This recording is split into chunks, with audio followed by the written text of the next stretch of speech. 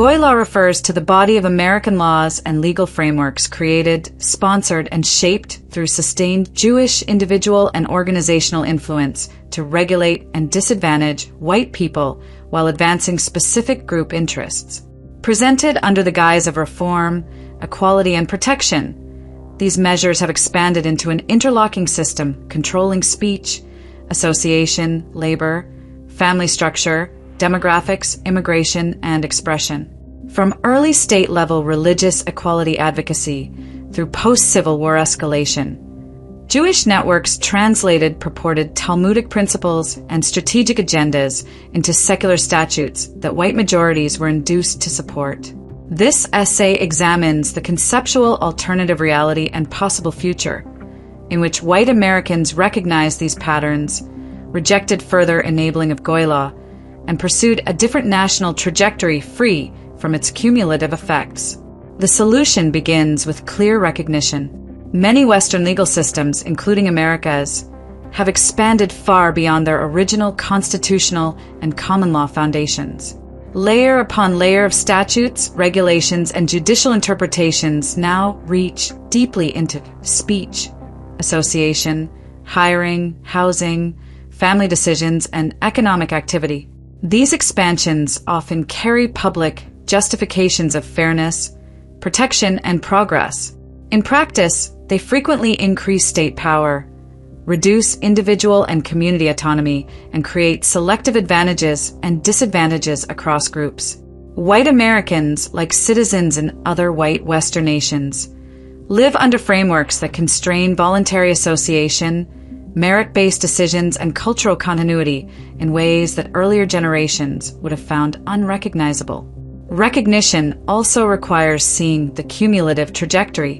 What began as ostensible targeted protections or narrow reforms frequently evolved into broader systems of administrative control. Anti-discrimination rules developed disparate impact standards that penalize neutral practices. Immigration policies shifted from national interest priorities toward chain migration and demographic engineering. Family law moved from fault-based standards toward no-fault dissolution that increased state involvement in private life. Speech-related measures introduced motive-based enhancements and subjective hostile environment tests. Each edition built upon the last, creating an escalatory pattern where initial limited interventions justified further expansion. The result is a denser legal environment that governs more aspects of daily existence, while reducing the space for self-directed communities and families. Rejection follows recognition. Citizens and their representatives can refuse to accept the premise that every social or economic disparity requires a new legal remedy enforced by the state.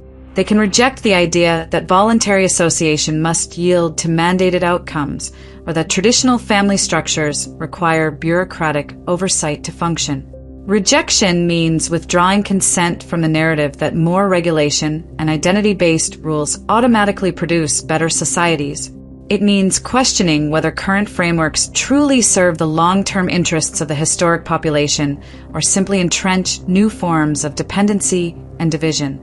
White Western populations retain the democratic capacity to say no to further escalation and to demand that existing laws be measured against their actual effects on cohesion, prosperity, and freedom. Removal is the practical next step. Laws and regulations that demonstrably undermine merit, family stability, free expression, or demographic continuity can be repealed through legislation, narrowed through judicial review, or allowed to expire. This does not require revolutionary upheaval. It requires consistent political will to roll back provisions that have accumulated without sufficient scrutiny. Targeted repeal of specific statutes, sunset clauses on new regulations, and rigorous cost-benefit analysis of existing rules provide concrete mechanisms.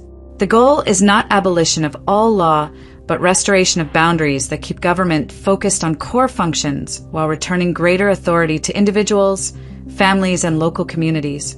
Reinterpretation strengthens removal. Courts and legal scholars can return to original constitutional meaning, natural rights principles, and common law traditions that prioritized limited government and individual responsibility. Many modern expansions rest on expansive readings of clauses originally intended for narrower purposes. Reinterpretation challenges those readings and restores emphasis on enumerated powers, equal application of neutral rules, and protection of voluntary association. This intellectual work supports legislative and executive action by clarifying that the current trajectory is not constitutionally inevitable. Replacement completes the process. Once overreaching elements are removed or reinterpreted, new frameworks can be built around clearer principles. National sovereignty in immigration, merit and heritage standards in employment and education, parental authority and stable family formation in domestic policy, and robust protection for political speech and association.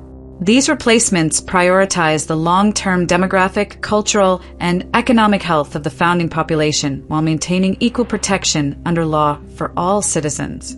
A white Western world with its own laws need not mean exclusion of minorities. It means policies chosen by the historic majority to preserve the conditions that allowed their societies to flourish in the first place.